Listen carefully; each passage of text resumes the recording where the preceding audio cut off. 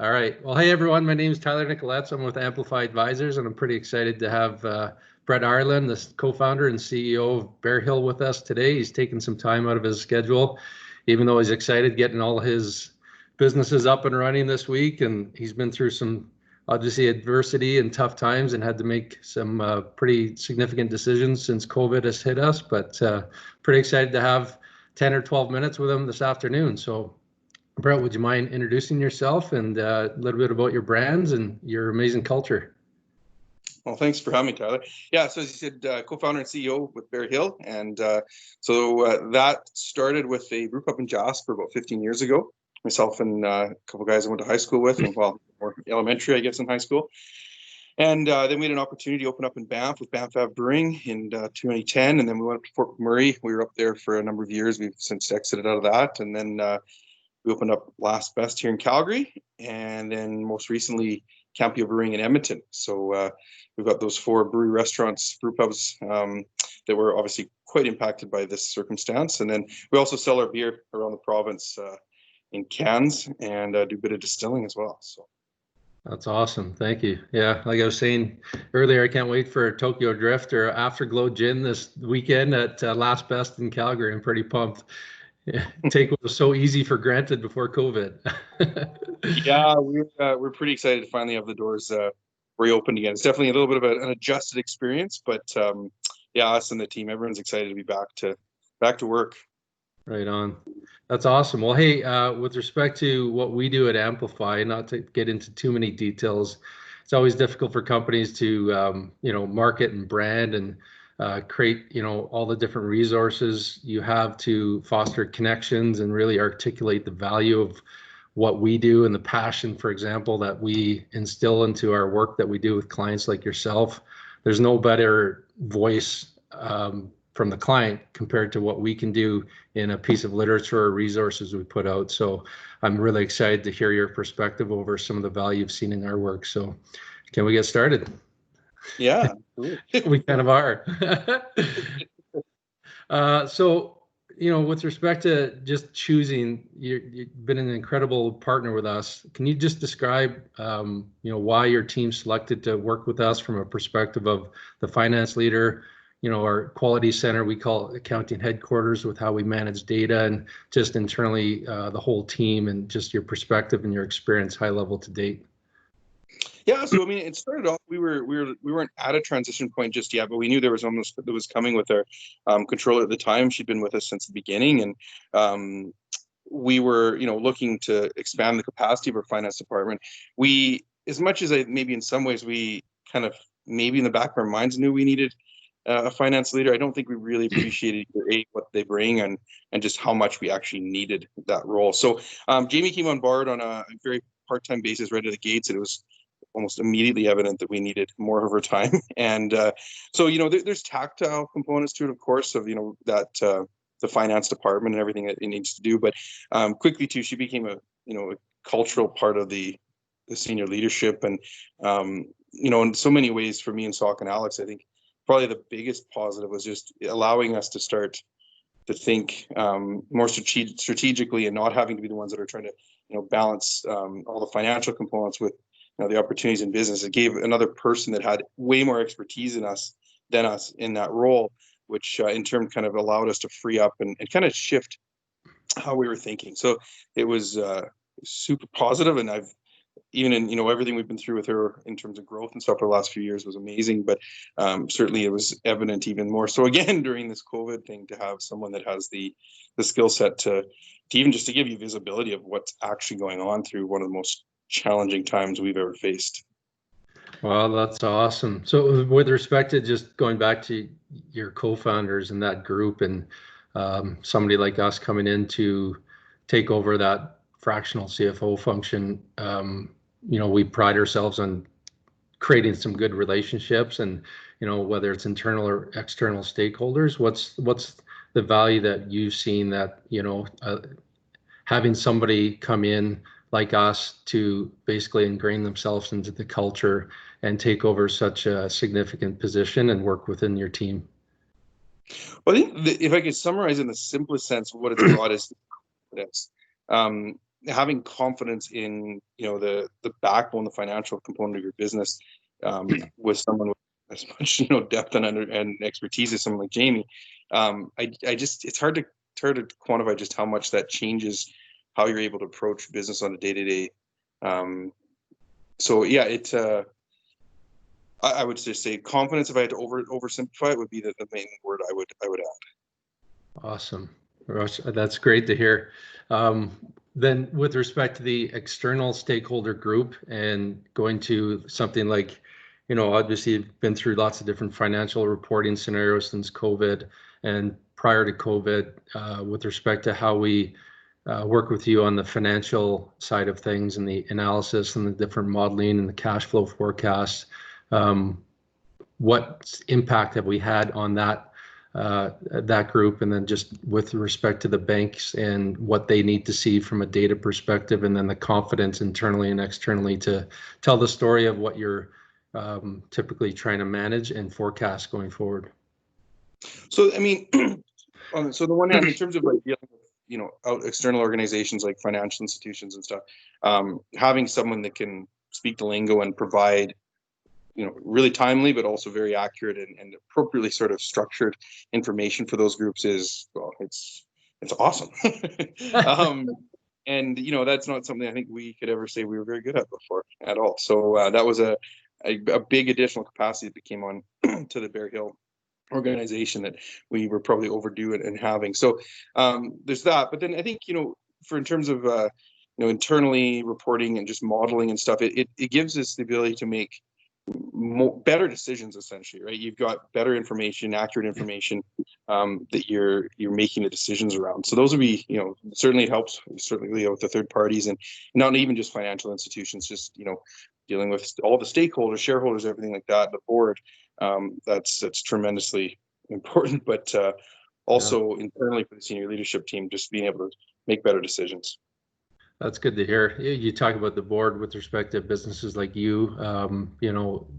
I guess the investors need to see the same sort of data and the way they want to see it. So anything in particular from just perspective of the modeling that group needs to see, and how the investment of their cash is being managed and forecasted going forward, from just speaking through their eyes through their mouths. Yeah, I think we've experienced it. The value in having information presented in a concise but relative to the viewers sort of the right way, if you will. So it's, you can, I think, present financial information in a lot of different ways, and we've had some opportunity to work towards some dashboarding type stuff, because really at the end of the day, you want to be able to have the right information right in front of you on a timely matter, without so much detail that you get bogged down and get away from what you're trying to actually make decisions on or think through. So, I think that's been a work in progress, and I think we've made a lot of progress to moving it away from just, real technical sort of accounting reporting to stuff that's like very usable and easy to look at. You can have a glance, okay, I know what that means, and be prepared to make decisions. That's great. So on that note, with respect to the accounting headquarters that we have a part of our finance leader service, is that a seamless sort of process through your perspective, with the help of our finance leader like Jamie in that relationship, and the what should be a very in sync process on what the business needs to see and how we work with each other and making those adjustments as you need them? Yeah, so for us, and I'm glad I'm not as privy to the details as maybe I to speak to specifically, but we transitioned from QuickBooks, which I understand now we were at kind of outgrown, to say the least, at that point, to Microsoft Dynamics, and Jamie and Stuart, they led and executed that process, and we've seen more and more integration. I think we got a little bit of obviously a hiccup here I think there's still some more progress to get through with this COVID thing. We kind of had to put some of that on pause, but I mean, it's just incredible when you get all these integrations with the other systems that make up our business, and we're not all the way there yet, but it's amazing how much progress we've made, and I'm excited to see when Jamie and them, when they achieve the objectives they set out. I think we're going to be quite a a more nimble and efficient, but also just a a more powerful company in the sense of better information really quickly. So, and I think as that evolves and you get that to be part of your senior leadership from a culture perspective, that they expect that and are used to working with that, we all just get better at what we do. That's excellent. I like to hear that. The other thing I'm just thinking about is with respect to the strategy component, which we all know there's been numerous different pivots on strategy since COVID hit, no matter the business that's, essential or not.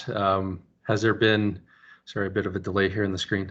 Has there been any sort of change or, the value you've seen in our approach to helping the business strategy through this COVID scenario? Is there something else that you've realized, whether it's aligning some of the strategy with new KPIs and some of those pivots you may have had to do as a company, and just maybe speak to some of that?